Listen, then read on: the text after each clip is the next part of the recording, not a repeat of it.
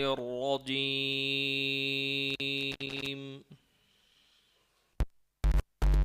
بسم الله الرحمن الرحيم.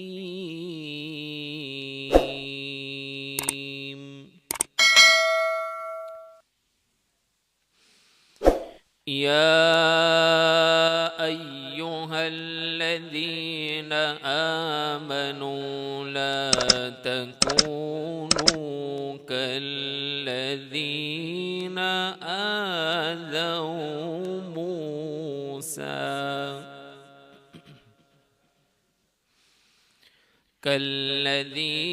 آذوا موسى فبرأه الله مما قالوا وكان عند الله وجيها.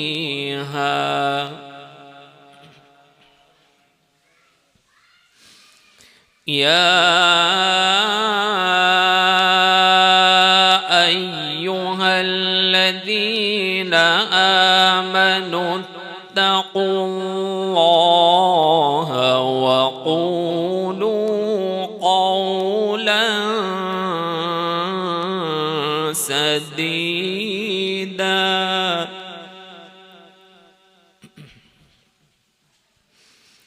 يصلح لكم أعمالكم ويغفر لكم ذنوبكم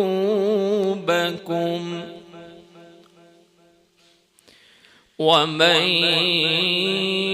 يطع الله ورسوله فقد فاز فوزا عظيما.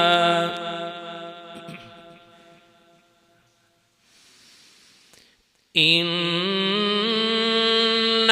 عرضنا الأمانة على السماوات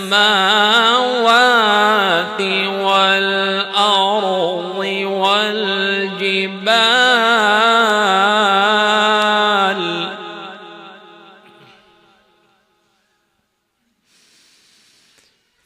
فأبين أن يحملنها وأشفقن منها وحملها الإنسان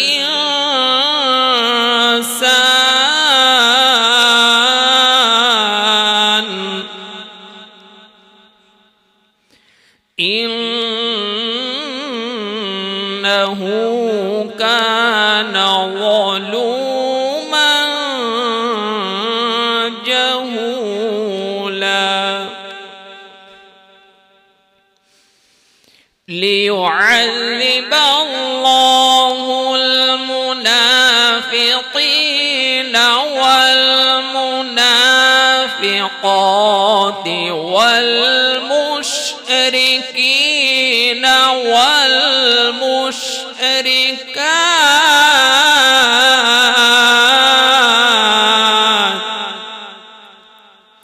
ويتوب الله على المؤمنين والمؤمنات وكان الله غفورا رحيما. صدق الله العظيم.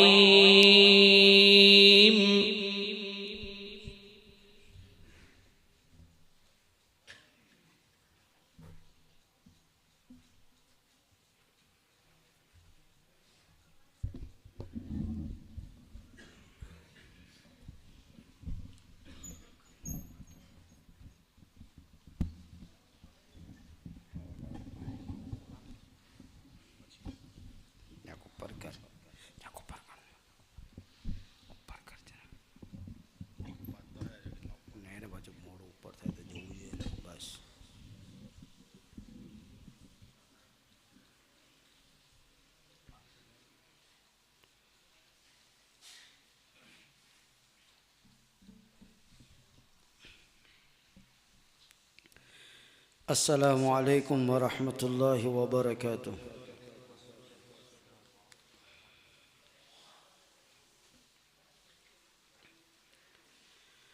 खुदाया कर करम ऐसा, करम अंदर करम देखूं।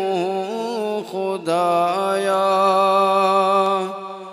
कर करम ऐसा, करम अंदर करम देखूं। बुला ले अपने घर मुझको, मैं जी भर कर हरम देखूं। बुला ले अपने घर मुझको, मैं जी भर कर हरम देखूं। खुदाया कर करम ऐसा, करम अंदर करम देखूं। कभी देखूं मैं काबा तो कभी चूमूं मैं असवद को। कभी देखूं मैं काबा तो कभी चूमूं मैं असवद को। मैं चूमूं इस कदर असवद के अपनी चश्मनम देखूं। मैं चूमूं इस कदर असवद के अपनी चश्मनम देखूं। खुदाया कर करम ऐसा, करम अंदर करम देखूं। बुला ले अपने घर मुझको, मैं जी भर कर हरम देखूं। मेरे दिल की ये हसरत है, मेरे दिल की तमन्ना है। मेरे दिल की ये हसरत है, मेरे दिल की तमन्ना है। जो रोज़े हश्र में देखूं तो बस शाहे उमम देखूं। जो रोज़े हश्र में देखूं तो बस शाहे उमम देखूं।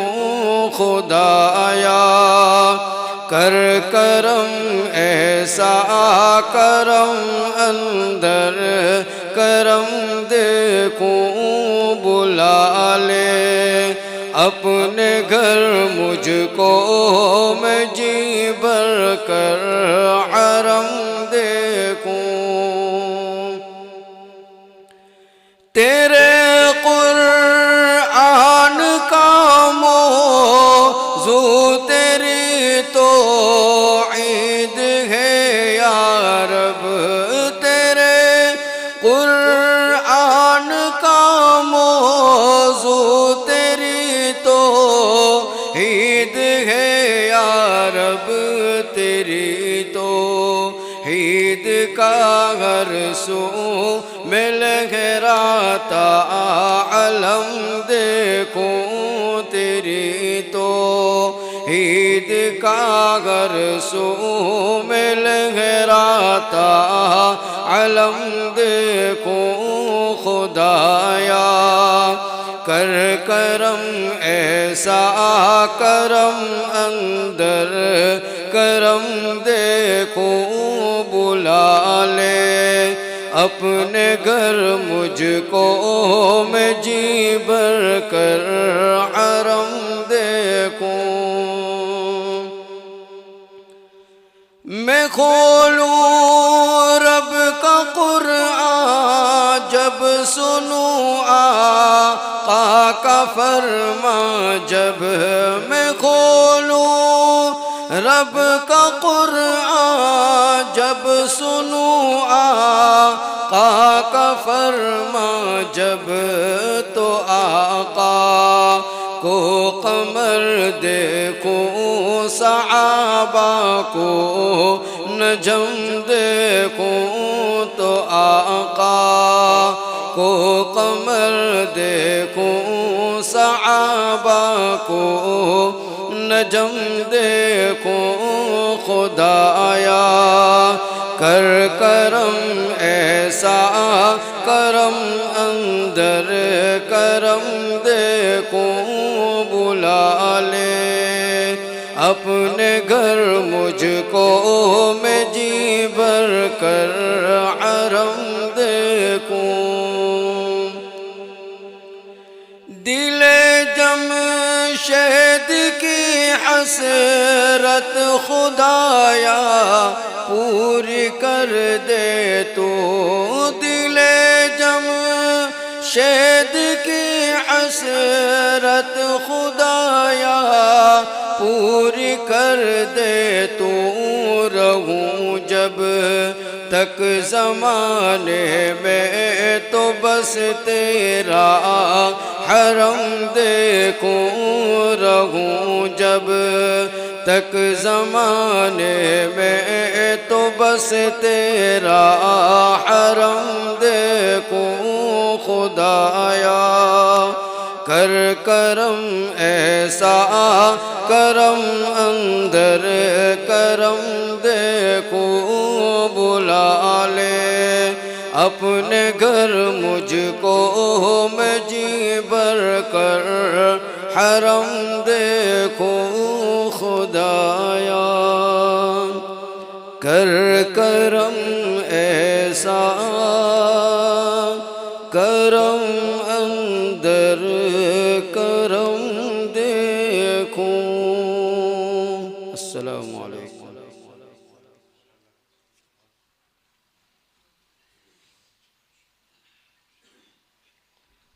अल्हम्दुलिल्लाह आप लोगों की दुआओं से काफ़ी दिनों से पर्चे छप चुके थे। हजरत मुफ्ती साहब आ रहे हैं और आज वो दिन आ गया और हमारे सामने आज हजरत मुफ्ती साहब मौजूद हैं और मेरे ख्याल से ये पहली मर्तबा इस जगह पर मुफ्ती साहब का आना हुआ है। वहाँ तो आकर गए लेकिन इस बस्ती में पहली मर्तबा आना हुआ है। उनकी दिली तमन्ना थी मुनव्वर भाई की कि एक बयान का प्रोग्राम रखा जाए। मुझसे कहा गया, मैंने कहा कि ठीक है कोई बात नहीं, मैं मुफ्ती साहब को दावत दे दूँगा। और मुफ्ती साहब से मैंने कहा तो मुफ्ती साहब ने फ़ौरन लब्बैक कहा, कोई बात नहीं हम चलेंगे इंशाअल्लाह। वक्त भी बहुत हो गया, वक्त मुझे दिया गया था 9 बजे का। मैंने कहा ठीक है, मैंने मुफ्ती साहब से भी कहा कि भाई 9 बजे बयान शुरू करना पड़ेगा, इसलिए कि वहाँ शादी वाला माहौल है। उन्होंने वो भी कहा कोई बात नहीं ठीक है। तो हजरत मुफ्ती साहब यहाँ हैं तो हम उनका भी शुक्रिया अदा करते हैं कि छोटी सी दावत पर यहाँ पर तशरीफ़ ले आए और अपना कीमती वक्त हमको दिया। अब हम सबको जो बात कहेंगे अल्लाह हम सबको उसके ऊपर अमल करने की तौफीक अता फरमाए। हम कान से सुने, दिलों की लज्जत से सुने और इस नीयत से सुने कि इंशाअल्लाह जो बात कही जाएंगे उसके ऊपर अमल करेंगे। जब तक ये नीयत नहीं होगी बात कोई हमारे दिल के ऊपर असर नहीं करेगी। इसलिए सबसे पहली नीयत ये होनी चाहिए कि इंशाअल्लाह जो बात कहेंगे इंशाअल्लाह उसको सुनेंगे और उस पर अमल करने की कोशिश करेंगे भाई इंशाअल्लाह। मुफ्ती साहब को दावत देता हूँ आए और अपने मलफूज़ात से हम सबको मसफ़ी फरमाए।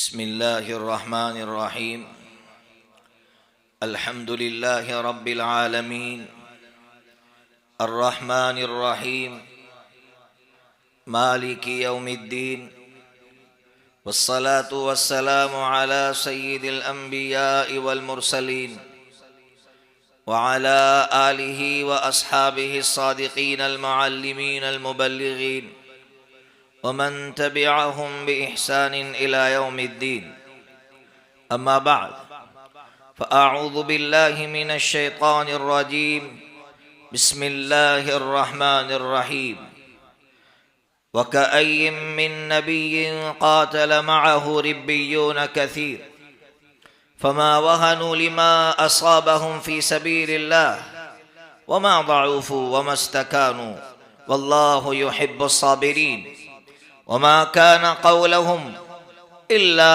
अन क़ालू रब्बना इग़फ़िर लना ज़ुनूबना व इसराफ़ना फ़ी अमरिना वथब्बित अक़दामना वंसुरना अलल क़ौमिल काफ़िरीन सदक़ल्लाहुल अज़ीम वक़ाल अन्नबिय्यु सल्लल्लाहु तआला अलैहि वसल्लम मसलुर राफ़िलह लिग़ैरि अहलिहा कमथलि ज़ुल्मतिन यौमल क़ियामह ला नूर लहा अख़रजहु तिर्मिज़ी रहिमहुल्लाहु तआला।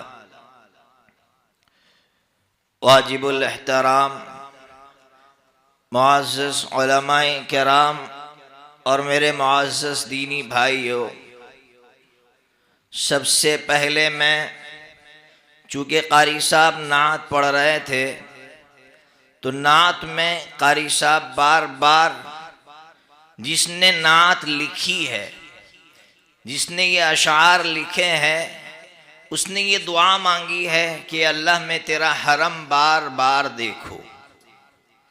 ये दुआ कारी साहब मांग रहे थे, हम सब आमीन कहते, लेकिन शायद बहुत से को मालूम ही नहीं था कि कारी साहब अशार के अंदाज में दुआ मांग रहे थे। ये भी हमारी बहुत बड़ी मुसीबत है कि हमको यही पता नहीं चलता है कि अशार में क्या कहा जा रहा है। तो बहरहाल कारी साहब दुआ मांग रहे थे, शायर कह रहा था, अल्लाह तू मुझे हरम दिखा। बेशक हरम की जियारत की सआदत मिल जाए बहुत बड़ी दौलत है। हरम मदीना की जियारत की सआदत मिल जाए, रोज़े अक़दस की जियारत की सआदत मिल जाए, बहुत बड़ी दौलत है। इसीलिए एक शायर ने कहा था, तमन्ना है कि जालियों पे तेरे रोज़े के जा बैठूं, तमन्ना है कि जालियों पे तेरे रोज़े के जा बैठूं, कफस जिस वक्त टूटे तायरे रूहे मुक़य्यद का। क्या मतलब? शायर ये कह रहा है कि आका, मेरी दिली आरज़ू यह है कि जब मेरी रूह निकलने का वक्त हो तो तेरे रोज़े की जालियों के सामने बैठा हुआ हो। शायर की आरज़ू है, लेकिन मैं आपको किसी और तरफ ले जाना चाहता हूँ। इस वक्त मुसलमान उम्रे पे उम्रे कर रहे हैं, हज पे हज कर रहे हैं, लेकिन इस वक्त जो इससे बड़ी ज़रूरत है वो ये है कि मुसलमान मस्जिद अक़सा की ज़ियारत करें। मेरे जुमलों में गौर करना कि आज लोग खाने काबा की ज़ियारत के लिए जा रहे हैं, बहुत बड़ी सआदत है। हरम मदीना की ज़ियारत के लिए जा रहे हैं, बहुत बड़ी दौलत है। लेकिन इस वक्त मालदारों के लिए, और हम में का हर बंदा इस वक्त ये नीयत करे, इसलिए कि अल्लाह माल पर फैसला नहीं करता, मेरा अल्लाह नीयत पर फैसला करेगा। ये नीयत करे कि अल्लाह मैं मस्जिद अक़सा को देखना चाहता हूँ, अल्लाह मैं मस्जिद अक़सा में नमाज पढ़ना चाहता हूँ, अल्लाह तू मुझे वो वक्त और वो सआदत अता फरमा कि मैं मस्जिद अक़सा में बैठकर इबादत करूँ, मस्जिद अक़सा में बैठकर तुझे याद करूँ। रोने की जरूरत है। मुसलमानों को शायद मालूम ही नहीं है कि मस्जिद अक़सा क्या है। मुसलमानों को खाने काबा की फजीलत मालूम है, मस्जिद नबवी की फजीलत मालूम है, लेकिन मुसलमानों को मस्जिद अक्सा की फजीलत मालूम नहीं है। इसलिए कभी हाथ उठाकर अल्लाह से ये दुआ नहीं मांगते कि अल्लाह तुम मुझे मस्जिद अक्सा की जियारत की तौफीक नसीब फरमा। मुस्लिम शरीफ के अंदर हजरत अबू ज़र रज़ी अल्लाह तआला अन्हु की रिवायत है। हजरत अबू ज़र रज़ी अल्लाह तआला अन्हु फरमाते हैं, मैंने नबी पाक सल्लल्लाहु तआला अलैहि वसल्लम से सवाल किया, आका सबसे पहली मस्जिद इस सरजमीन पर कौन सी बनाई गई? तो आका सल्लल्लाहु तआला अलैहि वसल्लम ने फरमाया, मस्जिद हराम, जिसको हम खाने काबा कहते हैं। फिर हजरत अबू ज़र रज़ियल्लाहु तआला अन्हु ने फरमाया, सुम्मा बाद, उसके बाद कौन सी मस्जिद? तो नबी पाक सल्लल्लाहु तआला अलैहि वसल्लम ने फरमाया, मस्जिद अक़सा। फिर हजरत अबू ज़र रज़ियल्लाहु तआला अन्हु ने सवाल किया, आका दोनों के दरमियान में कितना फासला है? दोनों मस्जिदें बनी, दोनों मस्जिदों के दरमियान में फासला कितना है? तो आका सल्लल्लाहु तआला अलैहि वसल्लम ने फरमाया 40 साल का फासला है। सिर्फ 40 साल का फासला है। मस्जिद हराम और मस्जिद अक़सा की तामीर के दरमियान में सिर्फ 40 साल का फासला है। हजरत मैमूना बिन्ते साद रज़ियल्लाहु तआला अन्हा की रिवायत है, मुस्नद अहमद के अंदर ये रिवायत मौजूद है कि नबी पाक सल्लल्लाहु तआला अलैहि वसल्लम से हजरत मैमूना ने पूछा, ऐ अल्लाह के रसूल, ये जो मुल्क शाम है, ये जो बैतुल मुक़द्दस है, मुसलमानों इसको समझो, बैतुल मुक़द्दस एक बहुत बड़ा शहर है, ये कोई छोटी सी जगह नहीं है। अल कुद्स, बैतुल मुक़द्दस जिसको हम कहते हैं, अल कुद्स 36 एकड़ पर मुश्तमिल जमीन पर ये एक शहर आबाद है। तो नबी पाक सल्लल्लाहु तआला अलैहि वसल्लम से सवाल किया, ऐ अल्लाह के रसूल, ये बैतुल मुक़द्दस की फजीलत क्या है? आका सल्लल्लाहु तआला अलैहि वसल्लम ने अजीब जुमला इरशाद फरमाया कि अल्लाह ताला जब मैदान महशर कायम होगा, सारे लोगों को जमा भी वहां फरमाएंगे और वहां से अल्लाह रब्बुल इज्जत हिसाब किताब शुरू करेंगे। कोई मामूली सरजमीन है? अब्दुल्लाह इब्न उमर रज़ियल्लाहु तआला अन्हुमा की रिवायत इब्न माजा के अंदर मौजूद है कि नबी पाक सल्लल्लाहु तआला अलैहि वसल्लम ने फरमाया कि हजरत सुलेमान अलैहिस्सलातु वस्सलाम ने मस्जिद अक़सा की तामीर करने के बाद 3 दुआएं मांगी। उनमें से तीसरे नंबर की दुआ ये थी कि ऐ अल्लाह, जो इस मस्जिद में आकर नमाज पढ़कर निकले तो अल्लाह इसको इस तरह वापस लौटाना जिस तरह वो माँ के पेट से निकलता है। इतनी बड़ी फजीलत, लेकिन कभी हमारे दिलों के अंदर आरज़ू पैदा नहीं हुई। इसलिए हजरत मुफ्ती खालिद सैफुल्लाह रहमानी दामत बरकातुहुम करीबी जमाने में मस्जिद अक़सा जाकर आए। उन्होंने एक जुमला कहा, मैं जो आप तक पहुंचाना चाहता हूं और आप हर मुसलमान तक पहुंचाइए, ये मेरी और आपकी जिम्मेदारी है। मुफ्ती साहब ने तो किताब लिख दी आने के बाद, बैतुल मुक़द्दस का सफरनामा। हजरत ने तो ये किताब लिखी, आने के बाद हजरत ने अपनी रिपोर्ट पेश की और ये कहा कि इस वक्त यहूदी ये चाहते हैं कि मुसलमान कम अज कम मस्जिद अक़सा की जियारत करें, कम अज कम मुसलमान आए। इसलिए जो भी मुसलमान वहां जाता है जियारत के लिए, ये लोग बहुत टॉर्चर करते हैं। 15-15 घंटे तक इमिग्रेशन ऑफिस में बिठाए रखते हैं, परेशान करते हैं। उनका मकसद यह है कि मुसलमान मस्जिद अक़सा की जियारत के लिए ना आए, ताकि वो दुनिया को ये बता सके कि मुसलमानों का रिश्ता सिर्फ मस्जिद हराम से है, मुसलमानों का रिश्ता सिर्फ मस्जिद नबवी से है, मुसलमानों का रिश्ता मस्जिद अक़सा से नहीं है। तो अब मेरी और आपकी और हर मुसलमान की जिम्मेदारी है कि आज से अल्लाह से ये दुआ मांगे कि अल्लाह, अगर यहूदी ये चाहते हैं कि मुसलमानों का रिश्ता मस्जिद अक़सा से न रहे, तो अल्लाह मैं चाहता हूं कि मेरा रिश्ता सबसे ज्यादा कवी अगर किसी मस्जिद से हो तो मस्जिद अक़सा से हो, ताकि ये यहूदी दुनिया से ये ना कह सके कि मुसलमानों का मस्जिद अक़सा से कोई रिश्ता नहीं।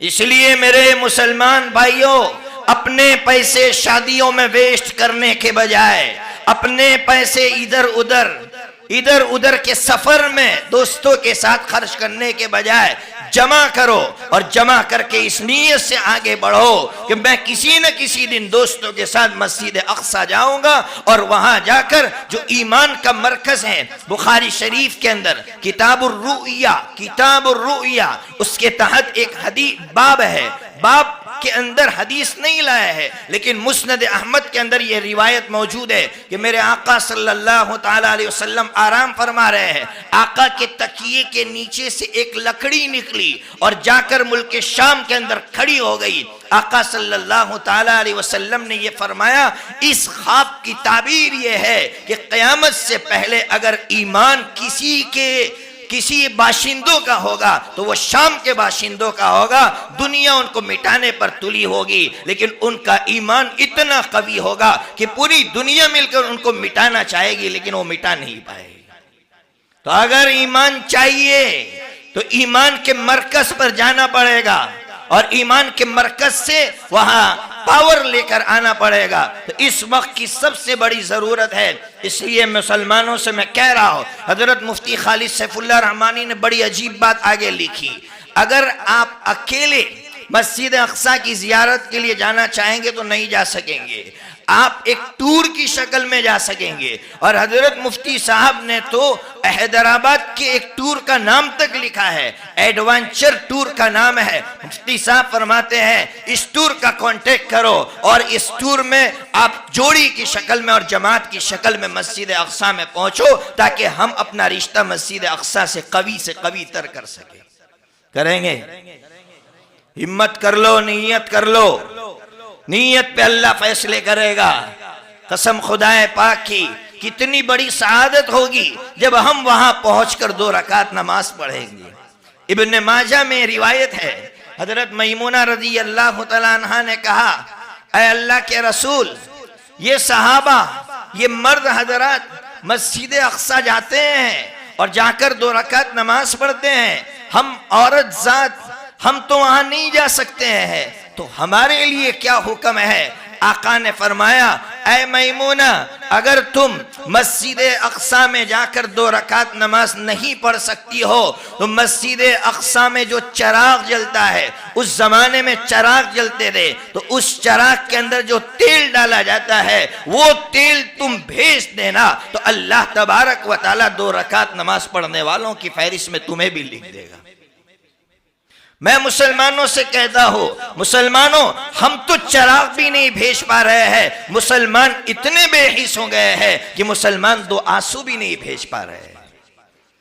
वो तो चराग की बात थी, हम तो 2 आंसू भी नहीं भेज पा रहे हैं। अहले फलस्तीन के लिए हमारी जबानें इतनी गुंग हो चुकी है, इतनी गुंग हो चुकी है कि आज उनका नाम लेते हुए हमें डर लग रहा है, डर लग रहा है, लोग डर रहे हैं। मेरे साथ ये उलमा मौजूद है। मैं एक जगह गया तो मुझसे कहा कि नाम मत लेना, ऐसा कहना मजलूम कौम, मजलूम कौम। मैंने कहा क्या मजलूम कौम करते हो? हम डंके की चोट कहेंगे कि फलस्तीन मजलूम है, मजलूम है, मजलूम है, और क़यामत तक आने वाली अपनी नस्लों को बताएंगे कि इसराइल जालिम है।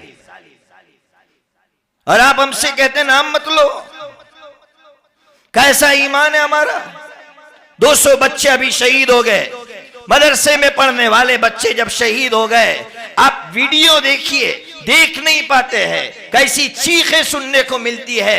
छोटे छोटे मासूम बच्चों को जब शहीद किया गया, एक बच्चा जो हाफिज हो चुका था, जब वो शहीद हो गया, जब उसे नहला दिया गया, उसके जिस्म में से खुशबू फूट रही थी। लोग उसके जिस्म पर हाथ मल मल के अपने जिस्म पर मल रहे हैं कि इसके अंदर से खुशबू फूट रही है। इसलिए मेरे मुसलमान भाइयों, अपना रिश्ता इस वक्त हमें मस्जिद अक्सा से और मुल्क के शाम से कवी तर करने की जरूरत है। और उसके लिए मैंने रास्ता बताया, अल्लाह से आज से मांगना शुरू कर दो। अल्लाह जब कबूल फरमाएंगे और नहीं कबूल फरमाएंगे तो अल्लाह कल क़यामत के दिन हमें जब उठाएंगे तो मेरा अल्लाह कहेगा, इसने मुझसे दुआ मांगी थी, इसको लिख लो, मस्जिद अक्सा में नमाज पढ़ने वालों में लिख लो। इसलिए हम आज से दुआ मांगेंगे, पहली बात। दूसरी बात, चूंकि निकाह की महफिल है, इसलिए सबसे पहले मैं इस वक्त जो बात कहने जा रहा हूं वो सुनिएगा। इस वक्त हर मुसलमान पर जरूरी है कि वो निकाह को आसान से आसान तर बनाए, आसान से आसान तर बनाए। कैसे बनाएंगे वो सुनिए। नंबर 1, निकाह पे खर्च बहुत कम कीजिए, बहुत कम खर्च कीजिए। नंबर 2, जो मैं अपने आप को मुजरिम समझता हो कि मैं यहां बैठकर निकाह के बाद की जिंदगी का मजाक उड़ाता हो। सुना होगा आपने कि हम लोग यहां बैठकर बोलते शादी कर फिर फंसेगा देख, फिर कैसी जिंदगी कड़वी हो जाती है। लोग निकाह के बाद की जिंदगी को बदनाम करते हैं, जिसका नुकसान ये हुआ कि यूरोप में हमारे मुस्लिम लड़के निकाह से नफरत करने लगे हैं। वो आपस में नाजायज ताल्लुकात कायम कर रहे हैं और निकाह से भाग रहे हैं। अगर हम मुसलमान हैं और अल्लाह के कलाम पर हमारा ईमान है तो फिर हमें निकाह को आसान से आसान तर बनाना होगा और हमें कहना होगा कि निकाह के बाद की जिंदगी से प्यारी जिंदगी और कोई जिंदगी नहीं है। अभी एक ईसाई मुबल्लिग यानी ईसाईयत का प्रचार करने वाला एक बहुत बड़ा मुबल्लिग, वो मुसलमान हो गया। उसका इंटरव्यू लिया गया, अंग्रेजी में उसका इंटरव्यू लिया गया। उससे पूछा गया कि तू इस्लाम में कैसे दाखिल हुआ। उसने जो जुमला कहा वो सुनिए। वो कह रहा है कि मैं पादरी था, यानी ईसाइयों का बहुत बड़ा आलिम था, लेकिन मैंने अपने रिश्ते नाजायज रखे थे। एक बात याद रखना, इनके जितने चर्च हैं उनमें अक्सर चर्च ऐसे मिलेंगे कि जो गंदगियों से मुलव्वस होंगे। आप जाकर पूछ लीजिए, आप तहकीक कर लीजिए। तो वो कह रहा है कि मैं गंदगी में मुलव्वस था लेकिन दिली सुकून नहीं था। हराम रास्ते से अपनी जरूरत पूरी कर रहा था लेकिन दिली सुकून नहीं था। मुझे पता चला, किसी ने हवाला दिया कि कुरान की तिलावत कर। कुरान को पढ़ना शुरू किया। 21वें पारे की इस आयत पर पहुंचा, वमिन आयातिही अन खलक़ लकुम मिन अनफुसिकुम अज़वाजा लितस्कुनु इलैहा वजअल बैनकुम मवद्दतन व रहमा। वो कहता है, इस आयत पर पहुंचा, इस आयत ने मुझे पकड़ लिया। आयत ये कह रही है कि मेरी कुदरत देखो कि दो अजनबी, औरत अजनबिया, मर्द अजनबी, लेकिन जैसे ही निकाह के बंधन में बंध जाते हैं, अल्लाह फरमाते हैं दोनों के दिलों में ऐसा सुकून डाल देता हो और दोनों में ऐसी मोहब्बत डाल देता हो कि दुनिया का माल, दुनिया की कोई ताकत ऐसी मोहब्बत पैदा नहीं कर सकती। सिर्फ अल्लाह की कुदरत है।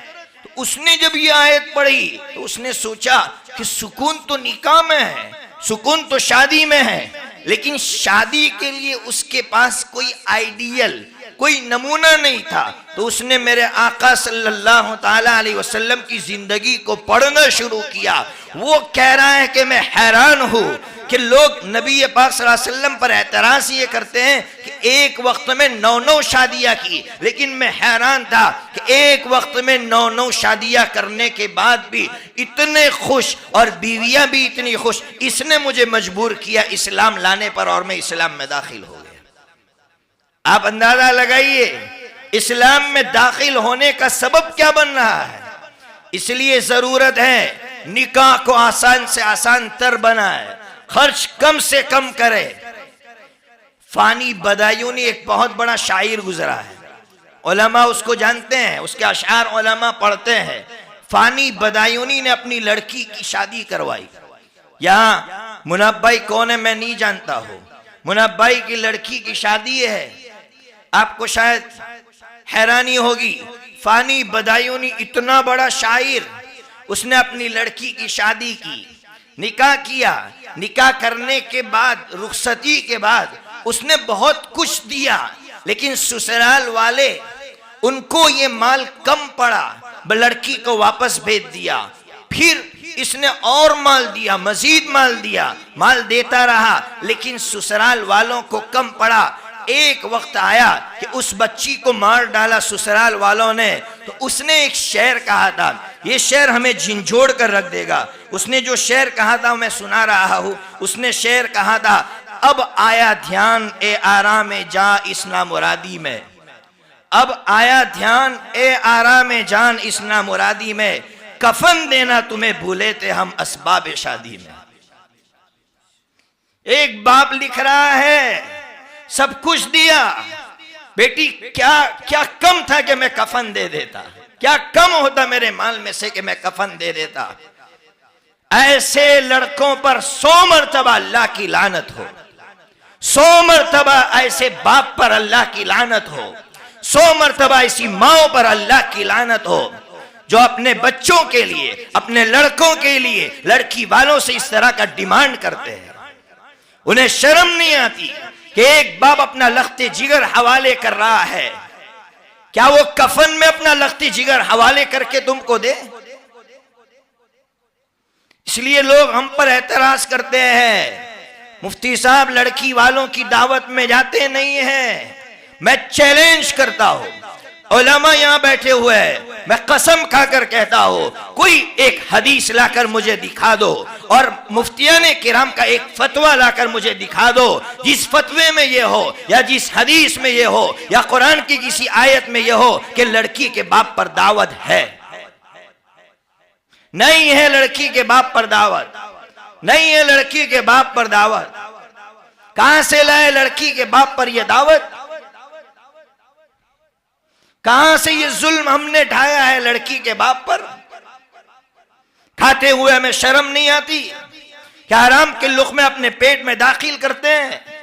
मैं उलमा से बार बार कह चुका हूं, मत जाओ ऐसी महफिलों में जहां लड़की का बाप मजबूर होकर तुम्हें खिला रहा है, लड़की का बाप मुआशरे को दिखाने के लिए तुम्हें खिला रहा है। कौन सा लड़की का बाप उस दिन खुश होता है? लड़की देना आसान है, लख्ते जिगर हवाले करना आसान है? कितना मुश्किल है। जब हम बाप बनेंगे और अपनी बेटियों को रुखसत करेंगे तब पता चलेगा कि लड़कियों को रवाना करना कितना मुश्किल है। गम में डूबे हुए बाप को हम लूट रहे हैं। इस तरह से शादियों की शक्ल बिगाड़ कर हमने रखी है। मैं भी इसका जिम्मेदार, आप भी इसके जिम्मेदार।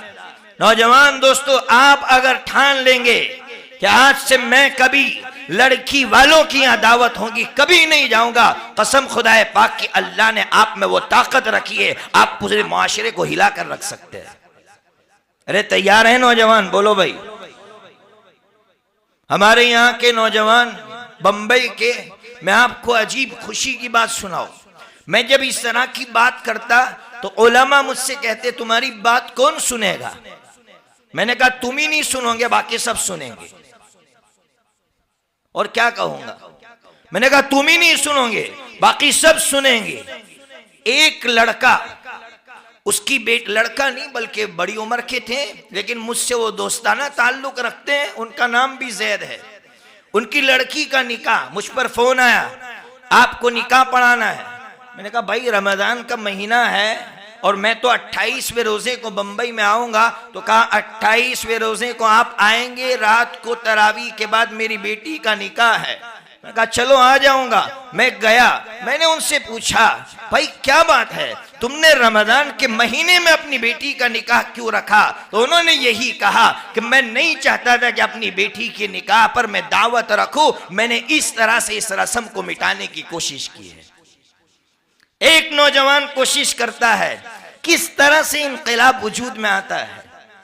इसलिए आप हिम्मत करेंगे कि ये जो जुल्म हो रहा है हमारी सोसाइटी में, लड़की के बाप पर जुल्म है, मैंने आपसे कहा कि एक हदीस लाकर बताओ, कुरान की एक आयत लाकर बताओ, एक फतवा लाकर बताओ, जिससे पता चले कि लड़की के बाप पर दावत भी है, नहीं है।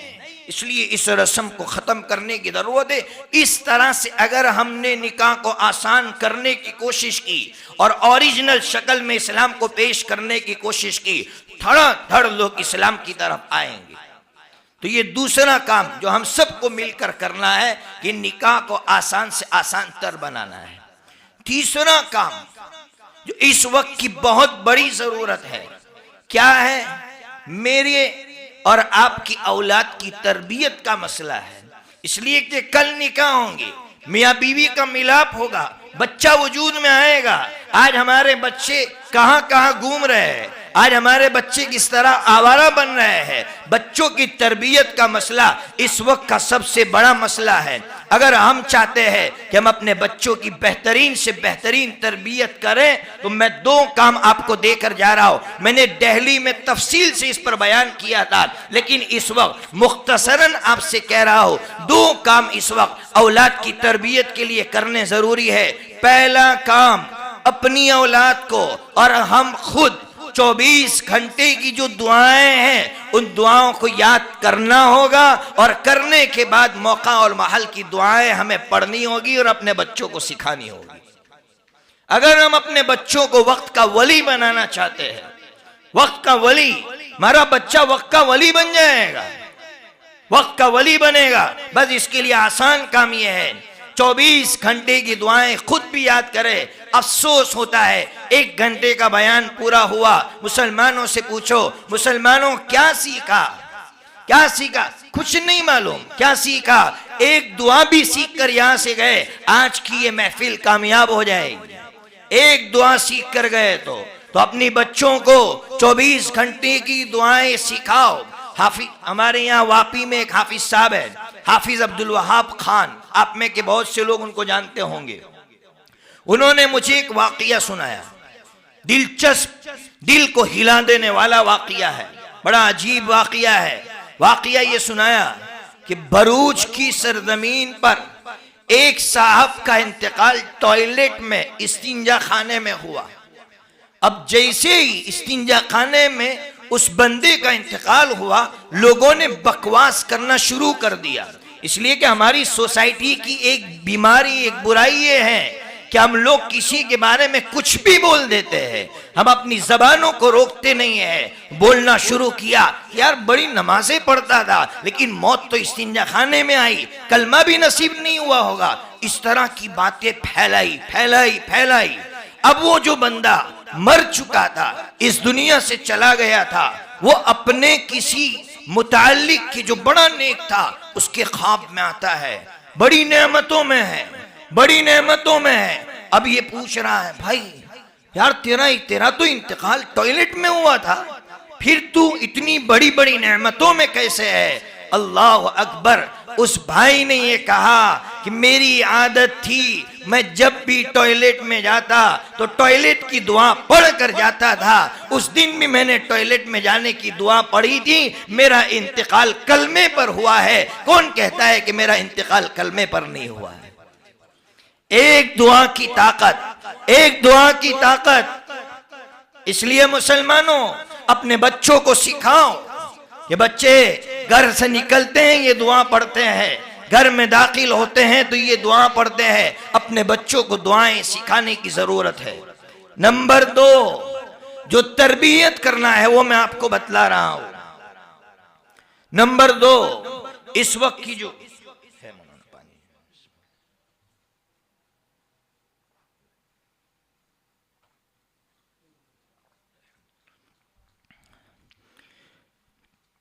एक बात दरमियान में सुना दूं। हमारे यहाँ शादियां होती है, खाने की महफिलें लगती है। हम लोग जब खाने के लिए बैठते हैं टेक लगाकर खाते हैं, या पानी भी टेक लगाकर पीते हैं, या आइसक्रीम टेक लगाकर खाते हैं। कुछ चीजें हम लोग टेक लगाकर खाते हैं। नबी पाक सल्लल्लाहु ताला अलैहि वसल्लम के बारे में हजरत अनस बिन मालिक रज़ी अल्लाह तआला अन्हु फरमाते हैं कि नबी पाक सल्लल्लाहु ताला अलैहि वसल्लम ने कभी टेक लगाकर खाना नहीं खाया है। हजरत शेख यूनुस साहब जौनपुरी नव्वर अल्लाहु मरक़दहु, सारे मुसलमान उनको जानते हैं। हरम मदीना में आप बैठे हुए थे और इस तरह निढाल, चूंकि जादू था आपको, तो जादू की वजह से आप निढाल हो जाते थे। यूं निढाल बैठे हुए थे, कोई होश नहीं है। जिन लोगों ने हजरत शेख को देखा हो वो इस चीज को महसूस कर सकते हैं। ऐसे निढाल पड़े, कोई दूर से देखे तो ऐसा समझे कि है ही नहीं दुनिया में। एक बंदे ने चॉकलेट खाने के लिए दी तो शेख निढाल बैठे हुए थे। यूं शेख आगे बढ़े और आगे बढ़ने के बाद चॉकलेट अपने मुंह में डाली और हमें यह सबक दिया कि नबी पाक सल्लल्लाहु ताला अलैहि वसल्लम ने कभी टेक लगाकर खाना नहीं खाया। कैसी कैसी चीजें हैं सीरत की किताबों में। बहरहाल मैं कह ये रहा था इस वक्त दूसरे नंबर पर अपनी औलाद के लिए जो काम हमें करना है वो काम है अपनी औलाद को टाइम देना। टाइम देना 10 मिनट, 15 मिनट, 20 मिनट हम अपनी औलाद को टाइम दे। हजरत मौलाना अब्दुल्ला साहब कापोदरवी नव्वरल्लाहु मरकदहू की एक किताब है सदाए दिल। सदाए दिल की चौथी जिल्द के अंदर गालिबन हजरत ने लिखा है 2000 सन 1002 का बयान है। 2000 ईस्वी में हजरत ने यूके की रिपोर्ट लिखी है। यूके ये लंदन की रिपोर्ट लिखी है। साल में 2,40,000 बच्चे 15 साल की उम्र के 2,40,000 बच्चे डिप्रेशन का शिकार होकर खुदकुशियां कर रहे हैं। तो वहां की हुकूमत ने सर्वे किया कि आखिर क्यों ये खुदकुशियां कर रहे हैं। पता चला कि माँ बाप बच्चों को टाइम नहीं दे रहे हैं। बच्चों के पास खेलने के लिए मोबाइल है, बच्चों के पास खाने के लिए अच्छे से अच्छे खाने हैं, लेकिन माँ बाप की मोहब्बत नहीं है। माँ बाप उनको वक्त नहीं दे पा रहे हैं, जिसकी वजह से बच्चे खुदकुशियां कर रहे हैं। जरूरत है इस वक्त पैसों को लात मारो। दुकान 9 बजे बंद करते हो, 8 बजे बंद करो। घर जल्दी आओ, नमाज पढ़ो, खाना खाओ, बच्चों को लेकर बैठो, बीवी को लेकर बैठो, मोहब्बत की बातें करो। और जब तक अपने बच्चों को नबियों के किस्से हम नहीं सुनाएंगे, जब तक हम बुजुर्गों के किस्से अपने बच्चों को नहीं सुनाएंगे, कसम खुदाए पाक की हमारे बच्चे ताकतवर नहीं बनेंगे। वरना हमारे बच्चे मोबाइल में मशगूल होकर या तो ज़हनी एतबार से पागल हो चुके होंगे या जिस्मानी एतबार से अपाहज हो चुके होंगे। ये वक्त हम देखेंगे। अगर हमने अपनी औलाद को वक्त नहीं दिया और नबियों के किस्से नहीं सुनाए तो वो वक्त हम देखेंगे कि हमारे बच्चे पागल हो चुके हैं, हमारे बच्चे अपाहज हो चुके हैं। इसलिए कि हमने उनको बिठाकर नबियों के किस्से नहीं सुनाए, मोबाइल में मस्त रखा। ये नहीं कि किताब पढ़ते और बच्चों को बिठाकर कहते बेटा आज ये वाकया सुना रहा हूं, आज ये वाकया सुना रहा हूं। मैंने ये वाकया जामे मस्जिद में भी सुनाया, आपको भी सुनाता हूं। हजरत मौलाना अबुल कलाम आजाद रहमतुल्लाह अलैह का जब ये वाकया मैंने सुनाया, मैंने देखा एक एक की आंख में आंसू है। मौलाना अबुल कलाम आजाद रहमतुल्लाह अलैह 1942 में जेल में थे, अहमदनगर की जेल में थे। भारत छोड़ो आंदोलन में जब जेल में गए तो बीवी बीमार हो गई। और याद रखना मौलाना अबुल कलाम आजाद के कोई औलाद नहीं थी, आगे पीछे कोई नहीं था। एक बूढ़ी बीवी बीमार हुई, खत लिखती है हजरत मौलाना को, ऐ मौलाना, ए मेरे हस्बैंड, ए मेरे शौहर, मालूम नहीं किन अलकाब से पुकारा होगा, मैं बीमार हूँ, मैं तुम्हारे इंतजार में बैठी हूँ, तुम जल्दी वापस आ जाओ। मौलाना ने जो जवाबी खत लिखा है आज भी मौजूद है मौलाना की समाने के अंदर। मौलाना ने खत में लिखा, ए जाने मन, ए मेरी बीवी, अगर यहाँ से रिहा हुआ तो मेरी और आपकी मुलाकात होगी, और अगर रिहा ना हो सका तो हौज़े कौसर पर हम दोनों की मुलाकात होगी। ये वाकयात अगर हम अपनी औलाद को सुनाएंगे तो हमारी औलाद भी कहेगी मैं अबुल कलाम आजाद जैसा बनना चाहता हूं। मदरसे के बच्चों से मैं पूछता हूं तुम कैसा बनना चाहते हो? कुछ भी नहीं, ऐसे ही बैठे हैं, कोई टारगेट ही नहीं है, कोई आइडियल ही नहीं है। नौजवानों पढ़ो यहूदियत को। इस वक्त यहूदी नौजवान किस तरह आगे बढ़ रहे हैं। हर ऑफिस में आपको यहूदी मिलेगा। मैं यहाँ आने से पहले मैंने कारी साहब से पूछा जो आपके बाबर खड़क के हैं कि आपके 5 गांव में डॉक्टर कितने हैं, आपके 5 गांव में लॉयर कितने हैं, आपके 5 गांव में प्रोफेसर कितने हैं। बताया गया यक्का दुक्का कोई डॉक्टर है, यक्का दुक्का कोई प्रोफेसर है, प्रोफेसर भी पता नहीं है या नहीं है, यक्का दुक्का कोई लॉयर है, लॉयर तो शायद है ही नहीं। मैं नौजवानों से कहना चाहता हूँ पढ़ो और इतना आगे बढ़ो कि आपका 5 गांव इतना आगे बढ़े और इतना तरक्की करे। अफसोस होता है कि लोग गांव को पीछे छोड़ना चाहते हैं। आप तरक्की करके आगे बढ़ सकते हैं और आपके 5 गांव को आगे ले जा सकते हैं। अगर आज यहूदी हर ऑफिस में बैठा हुआ आपको मिल रहा है, इसलिए मिल रहा है कि 1948 से लेकर अब तक उन्होंने मेहनत की अपनी औलाद पर, आज हमने 5 दिन भी अपनी औलाद पर मेहनत नहीं की है। इसलिए अपनी औलाद पर मेहनत करने की बड़ी जरूरत है। और आखिर में मेरी आवाज भी थक चुकी है, मैं आखिर में 1-2 बात कह के अपनी बात खत्म करूंगा।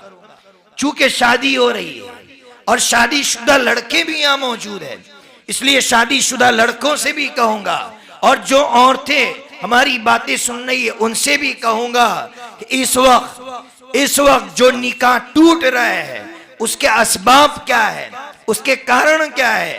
उन कारणों में एक कारण यह है, और माँ बाप यानी सास और ससुर खुसर यहां बैठे हो वो भी सुने कि तलाक होने के असबाब में से एक सबब यह है कि लड़का जब थक कर घर पर आता है तो लड़की को बन सवर कर उसके इस्तिकबाल में रहना चाहिए। लेकिन आज के समाज की लड़कियां अपने शौहर के लिए बन सवर कर तैयार नहीं रहती। शादियों में बन सवर कर हमारी बेटियां निकलती है, हमारी बहनें निकलती है, और बाप के माथे पर जू तक नहीं रेंगती कि मेरी बेटी इस तरह नंगे सर ये घूम रही है, मेरी बेटी इस तरह फैशन में जा रही है। मैंने हदीस पढ़ी थी, मेरे आका ने फरमाया दूसरों के लिए फैशन करने वाली औरतें सुन ले, अल्लाह ताला उनकी वजह से मुआशरे में अंधेरे भेजते हैं, तारीकियां भेजता है। उस सोसाइटी में कभी नूर कायम नहीं हो सकता है। अगर हम इस सोसाइटी में 5 वक्त की नमाज पढ़ के ये समझ रहे हैं कि यहां नूर बरसेगा और मेरी बेटियां नंगे सर घूम रही है शादियों में, कोई पर्दे का एहतिमाम नहीं है और दूसरों के लिए बन सवर रही है, तो याद रखना हमारी 5 वक्त की नमाज इस माशरे को मुनव्वर नहीं कर सकती है। हर बाप की जिम्मेदारी है बाप अपनी बेटियों को समझाए। और बहनें सुन रही है, मेरी बहनों अपनी कदर को समझो। आज यूरोप की बेटियां इस्लाम की तरफ आ रही है और तुम यूरोप की तरफ जाना चाहती हो। आज यूरोप की बेटियां इस्लाम की तरफ आ रही है। हजरत पीर जुल्फकार साहब दामत बरकातुहूम ने एक वाकया लिखा है, आपने सुना होगा। 21 साल की एक बच्ची हजरत पीर साहब के बगल में बैठी है। पीर साहब ने कहा इंग्लिश में, ओ माय डॉटर। हजरत पीर फरमाते हैं उसने मुझे कोई जवाब नहीं दिया, हिचकियां बंद गई उसकी, वो रोने लगी। मैं हैरान, यार क्या हो गया, क्यों रो रही है? मैंने कोई गलत बात तो नहीं कह दी। पता चला कि वो इसलिए रो रही थी, मेरी बहनों सुनो अगर तुम मेरी बात सुन रही हो, वो इसलिए रो रही थी कि उसने हजरत पीर साहब से ये कहा, आप पहले बंदे हैं, 21 साल की उम्र में मुझे किसी ने बेटी कहकर नहीं पुकारा। आप पहले बंदे हैं कि आपने मुझे बेटी कहकर पुकारा है। मैं तरस रही थी कोई मुझे बेटी कहकर पुकारे। अगर हमारी बेटियां यूरोप की लड़कियों की तरह आवारा बनना चाहती है तो वो भी याद रखे कि वो जिंदगी भर अपने भाई की आवाज सुनने के लिए तड़पती रहेगी, अपने बाप की आवाज सुनने के लिए तड़पती रहेगी।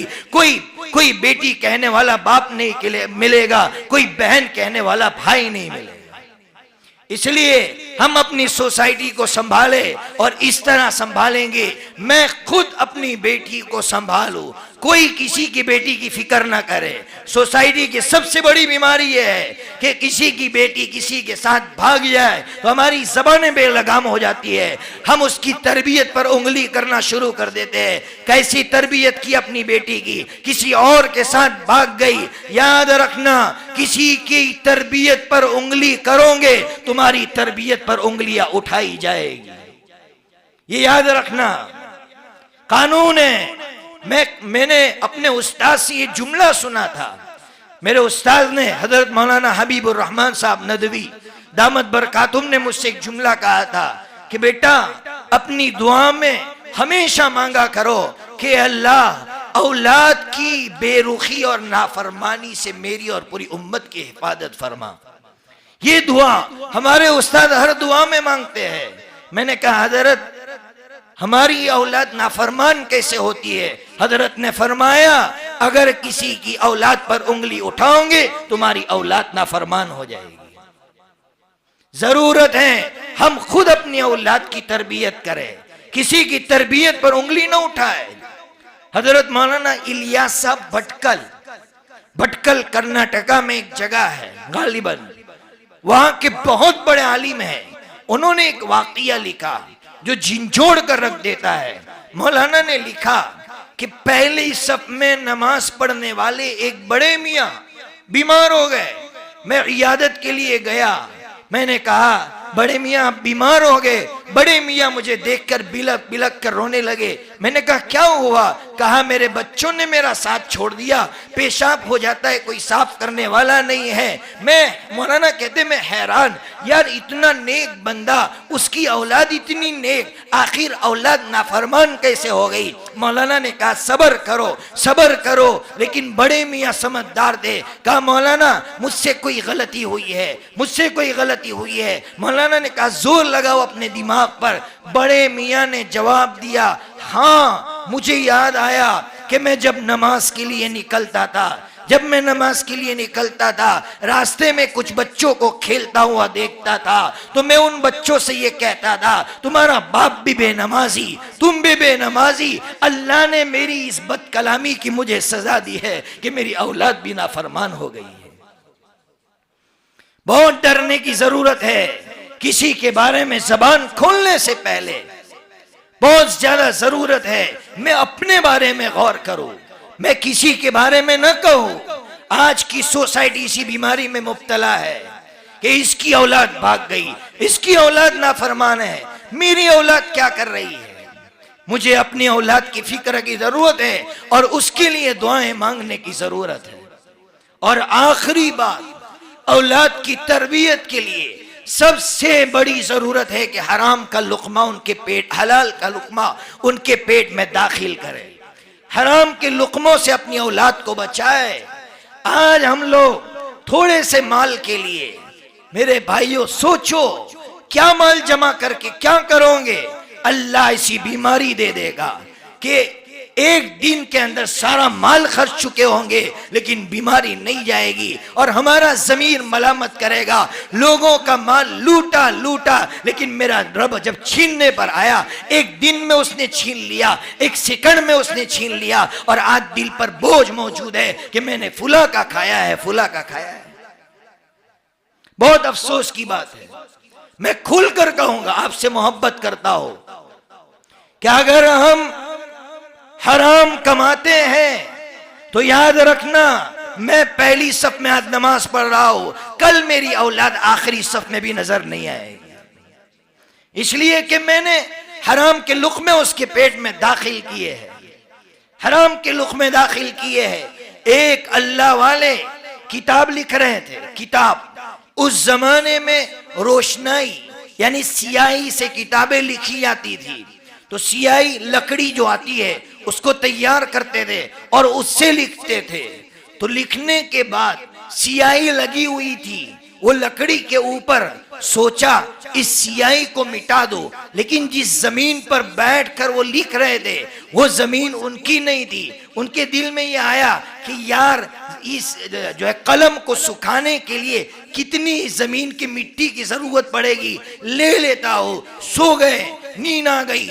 ख्वाब में देखा कि एक कहने वाला ये कह रहा था पता चलेगा क़यामत के दिन कि कितनी मिट्टी तुमने इस्तेमाल की थी, छोटी थी या बड़ी थी, कितना माल खाया, कल पता चलेगा।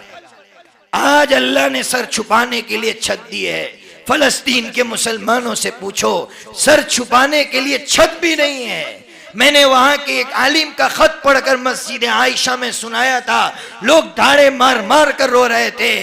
वो आलिम अपने खत में अपने एक दोस्त को लिख रहे थे, ऐ मेरे दोस्त, ठंडी का जमाना आ रहा है, तुम्हारे पास कंबल मौजूद होगा, ठंडी आ रही है, तुम्हें ठंडी से महफूज रहने के लिए कंबल की जरूरत पड़ेगी, तुम कंबल अलमारी में से उतार लेना। फिर आगे जो जुमला लिखा, फरमाते हैं तुम्हारे पास तो ओढ़ने के लिए कंबल भी मौजूद है, हमारे पास सर छुपाने के लिए छत भी मौजूद नहीं है। फिर भी हमें अपनी जिंदगियों के बदलने का हमें एहसास नहीं होता कि कितना हराम खाऊंगा, कितनों को मैं सताऊंगा, कितनों को लूटूंगा, कितनों के बच्चे मेरी वजह से रोए होंगे, कितनों को मैंने सताया है। एक एक का हिसाब देना पड़ेगा अल्लाह को। क्यों नहीं डर रहे हम अल्लाह से? क्यों हमारे अंदर ये डर पैदा नहीं हो रहा है? इस तरह के हालात के बाद भी डर पैदा नहीं हो रहा है। इसलिए मेरे मुसलमान भाइयों, अल्लाह के लिए अपनी जिंदगी को बदलने की जरूरत है। 5 वक्त की नमाजों की पाबंदी करे, 5 वक्त की नमाजों की पाबंदी करे। अल्लामा ज़हाबी रहमतुल्लाहि अलैहि उनकी किताब अल कबाइर, उसके अंदर एक हदीस नकल की है। वो हदीस आपके सामने रखकर बात खत्म कर दूंगा। लोग भी बड़ी मुद्दत से यहाँ इंतजार में बैठे थे, हम भी वक्त पर आ गए, लेकिन बयान ताखीर से शुरू हुआ। अल्लामा ज़हाबी रहमतुल्लाहि अलैहि फरमाते हैं, एक औरत हजरत मूसा अलैहिस्सलातु वस्सलाम की खिदमत में आई, रोने लगी। हजरत मूसा अलैहिस्सलाम ने पूछा, क्या बात है, क्यों रो रही हो? तो उस औरत ने कहा, मुझसे गुनाह हो गया। कहा, क्या गुनाह हुआ? कहा, जीना शादी हुआ। तो हजरत मूसा अलैहिस्सलाम गुस्से में आ गए। जब गुस्से में आए तो उस औरत ने कहा, हजरत इससे भी बड़ा गुनाह हो गया। कहा, क्या गुनाह हुआ? कहा, हजरत जिना से बच्चा पैदा हुआ, मैंने उसको फेंक दिया, मार डाला। हजरत मूसा अलैहिस्सलाम जलाल में आ गए। फौरन अल्लाह की तरफ से वही आई, ऐ मूसा, तेरी नजर में मेरी ये बंदी बहुत बड़ी गुनहगार है? नहीं नहीं नहीं, इससे बड़ा गुनहगार मेरी नजर में वो है जो नमाजें नहीं पढ़ता है, जो नमाजें नहीं पढ़ता है।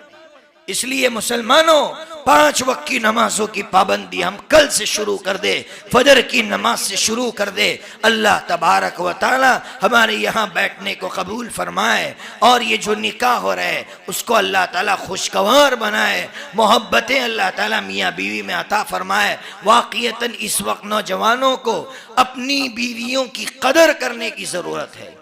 आज नौजवान अपनी बीवी की कदर नहीं कर रहा है। सच बात यह है, मैंने बीवियों से कहा कि शौहरों का इस्तेक़बाल करो, लेकिन शौहर की जिम्मेदारी है कि अपनी बीवियों की कदर करे। हजरत मौलाना इलियास साहब गुम्मन दामत बरकातुहू वो फरमाते हैं, अजीब बात फरमाते हैं। फरमाते, एक मर्तबा में बयान के लिए गया, सुबह में नाश्ते का वक्त था, लोगों ने नाश्ता रखा।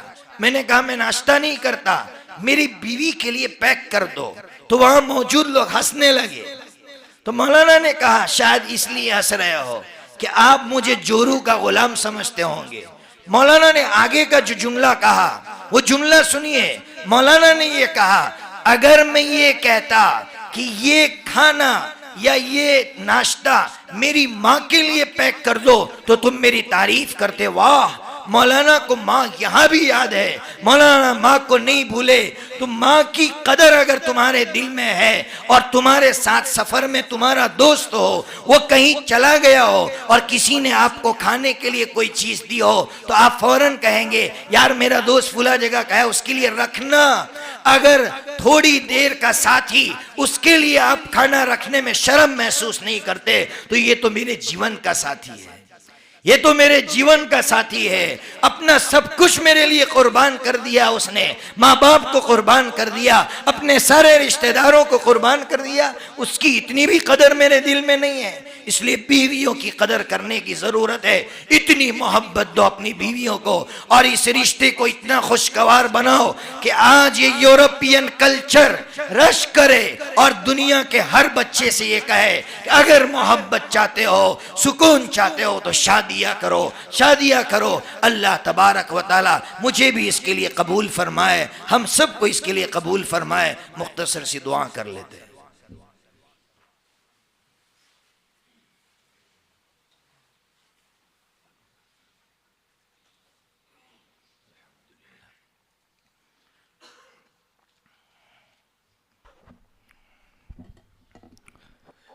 बिस्मिल्लाहिर्रहमानिर्रहीम। अल्लाहुम्मा या रब्बना लकल हम्दु कमा अंत अहलुह, या रब्बना लकल हम्दु कमा यंबगी लिजलाली वजहिक व अज़ीम सुल्तानिक, या रब्बना लकल हम्दु हम्दन कसीरन तय्यबन मुबारकन फीह गैर मकफिय्यिन वला मुवद्दइन वला मुस्तगनन अन्हु। रब्बना अल्लाहुम्मा इन्नी अऊज़ु बिका मिनका ला उहसी सनाअन अलैका अंत कमा अस्नैत अला नफ्सिक। अल्लाहुम्मा सल्लि अला सय्यिदिना व मौलाना मुहम्मद वअला आलि सय्यिदिना व मौलाना मुहम्मद व बारिक वसल्लिम। रब्बना आतिना फिद दुनिया हसना व फिल आखिरति हसना व क़िना अज़ाबन नार। अल्लाहुम्मा या रब्ब मुहम्मद उन्सुर उम्मत मुहम्मद सल्लल्लाहु तआला अलैहि वसल्लम। अल्लाहुम्मा या रब्ब मुहम्मद उन्सुर इख्वानना अल मुस्लिमीन अल मुस्तदअफीन फी गज़्ज़ा। अल्लाहुम्मा या रब्ब मुहम्मद इरहम उम्मत मुहम्मद सल्लल्लाहु तआला अलैहि वसल्लम। अल्लाहुम्मा या रब्ब मुहम्मद अंजिल मुस्तदअफीन मिनल मुमिनीन फी गज़्ज़ा। अल्लाहुम्मा अशदुद वतअतक अलल ज़ालिमीन। अल्लाहुम्मा अशदुद वतअतक अलल यहूदी वन नसारा वल मजूसी वल रवाफिद वल मुशरिकीन। अल्लाहुम्मा बअस अलैहिम सिनीन कसिनी यूसुफ। अल्लाहुम्मा अहलिकहुम कमा अहलकत आदम व समूद। अल्लाहुम्मा खुज़हुम अख़ज़ अज़ीज़िम मुक़्तदिर। ऐ अल्लाह हम सब के गुनाहों को माफ़ फरमा। ऐ अल्लाह आपके ये बंदे आपके सामने हाथ फैलाए हुए बैठे हैं, आपकी मोहब्बत में यहाँ जमा हुए हैं। ऐ अल्लाह आज तो मैच भी था, मालूम नहीं नौजवान बेचारे कितनी बड़ी कुर्बानियों के बाद यहाँ आए हैं। ऐ अल्लाह उन नौजवानों की कुर्बानियों के सदक़े आज की इस महफिल को कबूल फरमा। ऐ अल्लाह हमारी कोई कुर्बानी नहीं है, ये तो उन नौजवान भाइयों की कुर्बानी है जिन्होंने अपनी चाहत को आज कुर्बान किया है। अल्लाह उनकी उस कुर्बानी के सदक़े हम सबको दीन के लिए कबूल फरमा, आपकी मोहब्बत के लिए कबूल फरमा, आपके प्यार के लिए कबूल फरमा, आपकी ज़ात आली से सच्ची मोहब्बत अता फरमा। अल्लाह वाक़या ये है कि आज तक हमें आपकी ज़ात आली से सच्ची मोहब्बत नहीं हुई है, वरना अल्लाह हराम से दूर होना हमारे लिए मुश्किल न होता। अल्लाह नमाजों से दूर कभी न रहते। अल्लाह हम नमाजों से दूर इसलिए है कि आपकी ज़ात आली से सच्ची मोहब्बत नहीं है। क्रिकेट देखने के लिए तो हमारे कदम फौरन उठते हैं, लेकिन ए अल्लाह तेरा नाम सुनने पर हमारे कदम मस्जिदों की तरफ नहीं उठते हैं। अल्लाह हम मुजरिम है, हम गुनाहगार है। अल्लाह आप चाहते तो ये अल्लाह हमें भी आजमाइश में मुब्तला कर देते, हमारी रातें भी अहले गज़्ज़ा की तरह गुजरती। अल्लाह जिस तरह वो बगैर बिजली के बगैर पानी के जिंदगी गुजार रहे हैं, उनके बच्चे माओ की छातियों से दूध खुश्क होने की वजह से बिलक रहे हैं। अल्लाह ऑक्सीजन न मिलने की वजह से बच्चे जाने दे रहे हैं। अल्लाह तू चाहता तो हमें भी आजमाइश में मुब्तला करता, लेकिन ये अल्लाह तेरा हम पर करम हुआ।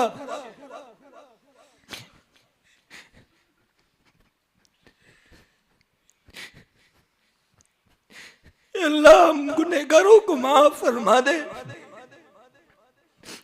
हम बड़े मुजरिम हैं, बड़े गुनाहगार हैं। लेकिन ए अल्लाह हजरत अली जैसे सहाबी ने आपसे कहा था, इलाही अब्दुकल आसी अताका मुकिर्रम बिज़्ज़ुनूबि व क़द दआका। अल्लाहुम्मा इन तग़फिर फ़अन्त लिज़ाका अहलु, अल्लाहुम्मा इन ततरुद फमन यरहम सिवाका। हजरत अली ने कहा था, ए अल्लाह तेरे सिवा कोई माफ नहीं कर सकता है। ए अल्लाह अगर तूने माफ नहीं किया, तूने धुतकार दिया, तो तेरे अलावा कौन है जो हम पर रहम करे।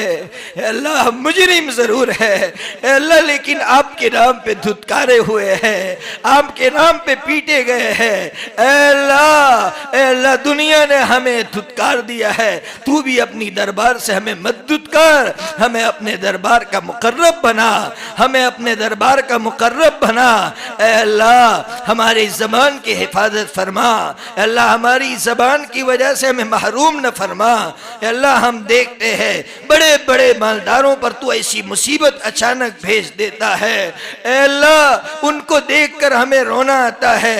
अल्लाह इस तरह की आजमाइश आजमाइशों से, मुसीबतों से हमारी और हमारी नस्लों की हिफाजत फरमा। ए अल्लाह हमारे ईमान के फैसले, ईमान पर मौत के फैसले फरमा, हमारे बच्चों के लिए ईमान के बाकी रहने के फैसले फरमा। ए अल्लाह यहाँ छोटे छोटे बच्चे बैठे हुए हैं, इनको मुस्तकबिल का इमाम बना, आज की इस महफिल को कबूल फरमा। ए अल्लाह बाप ने बड़ी मुद्दतों से अपनी बेटी को, बड़ी मेहनतों से अपनी बेटी को पाला होगा। ए अल्लाह बेटी की रुखसती का वक्त आ चुका है, वही बाप जानता है जिस बाप पर बीतती है कि बेटियों की विदाई किस तरह बाप को और माँ को परेशान कर देती है। माँ चादर ओढ़ ओढ़ कर और बच्ची की जगह खाली देख कर रोती है, मालूम नहीं मेरी बेटी के साथ क्या सुलूक हुआ होगा। अल्लाह इस शादी को माँ बाप की आंखों की ठंडक बना, अल्लाह दिली सुकून का दरिया बना। अल्लाह हम सबको अल्लाह नमाजी बना, हम सबको हलाल रोजी कमाने वाला बना और ऐसा बना कि हमारी जात से किसी को तकलीफ ना हो। अल्लाह इस वक्त जितने बीमार है, जितने बीमार है, जितने जख्मी है, हार कर अल्लाह गज़ा में अल्लाह हमारे जख्मी मुसलमान भाई, अल्लाह उनको शिफा अता फरमा, अल्लाह उनको शिफा अता फरमा। अल्लाह हमारी जिंदगियों को दीन की इशाअत के लिए कबूल फरमा।